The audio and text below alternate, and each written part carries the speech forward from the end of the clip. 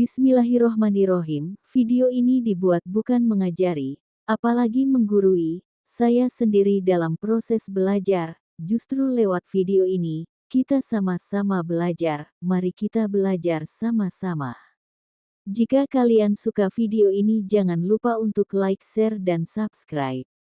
Assalamualaikum warahmatullahi wabarakatuh. Sahabat Nur Hidayah yang dirahmati Allah Subhanahu wa Ta'ala. Dalam hidup ini, tidak semua orang akan memperlakukan kita dengan baik. Ada kalanya, tanpa sebab yang jelas, kita dihina, diremehkan, bahkan direndahkan oleh orang lain. Entah karena penampilan kita, status kita, kekurangan kita, atau sekadar karena mereka merasa lebih tinggi dari kita. Dan saat itu terjadi, hati terasa perih. Ingin marah, ingin membalas, ingin membuktikan bahwa mereka salah. Tapi, apakah itu jalan terbaik? Hari ini, mari kita renungkan bersama. Bagaimana seharusnya sikap kita ketika menghadapi orang yang menghina dan merendahkan kita? 1. Mengapa kita dihina dan direndahkan? Sahabatku, orang yang menghina biasanya sedang mencoba menutupi kekurangan dirinya sendiri dengan merendahkan orang lain. Bisa jadi, di dalam hatinya ada rasa iri, dengki, atau kebencian yang belum selesai. Rasulullah Shallallahu Alaihi Wasallam bersabda, tidak akan masuk surga orang yang di dalam hatinya terdapat kesombongan walaupun sebesar biji sawi. HR Muslim. Mereka yang menghina seringkali adalah orang-orang yang tertipu oleh kesombongannya. Mereka merasa lebih dari kita, tapi lupa bahwa di mata Allah, kemuliaan bukan diukur dari harta, jabatan, atau rupa, tapi dari takwa dan hati yang bersih. 2. Jangan membalas dengan keburukan. Lalu, apa yang harus kita lakukan saat dihina? Allah Subhanahu wa Ta'ala berfirman dalam surah Al-Furqan ayat 63. Dan hamba-hamba Tuhan yang Maha Penyayang itu adalah orang-orang yang berjalan di bumi dengan rendah hati, dan apabila orang-orang jahil menyapa mereka, mereka berkata, "Salam." Ini bukan sikap lemah. Ini adalah kekuatan sejati. Kekuatan untuk tidak membiarkan hati kita rusak oleh ucapan buruk orang lain. Membalas hinaan dengan hinaan hanya akan membuat kita sama seperti mereka. Tapi membalas hinaan dengan diam, dengan senyum, atau dengan kebaikan, itu tanda jiwa yang matang, hati yang kuat, dan iman yang kokoh.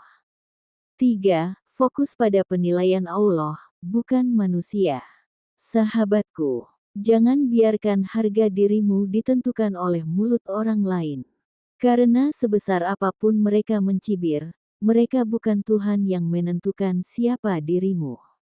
Lihatlah bagaimana Nabi Muhammad Shallallahu Alaihi Wasallam dihina di Mekah, disebut gila, penyihir, pemecah belah keluarga. Tapi beliau tidak pernah membalas dengan caci maki. Beliau membalas dengan sabar, dengan kasih sayang, dan dengan keimanan yang kokoh. Mengapa? Karena beliau tahu, yang dinilai Allah bukan bagaimana orang memperlakukan kita, tapi bagaimana kita merespons perlakuan itu. 4. Jadikan hinaan sebagai motivasi. Kadang hinaan itu bukan untuk dijawab, tapi untuk dibuktikan. Jika ada yang bilang kita bodoh, belajarlah dengan sungguh-sungguh. Jika ada yang bilang kita tidak bisa, buktikan bahwa kita mampu. Tapi ingat, bukan karena ingin membalas dendam, melainkan karena kita ingin menjadi lebih baik untuk diri kita, dan lebih dekat kepada Allah. Sahabatku, dunia ini hanya sementara. Hinaan orang akan hilang, tapi amal kita yang sabar dan ikhlas akan kekal di sisi Allah. Sahabat Nur Hidayah yang dirahmati Allah Subhanahu wa Ta'ala.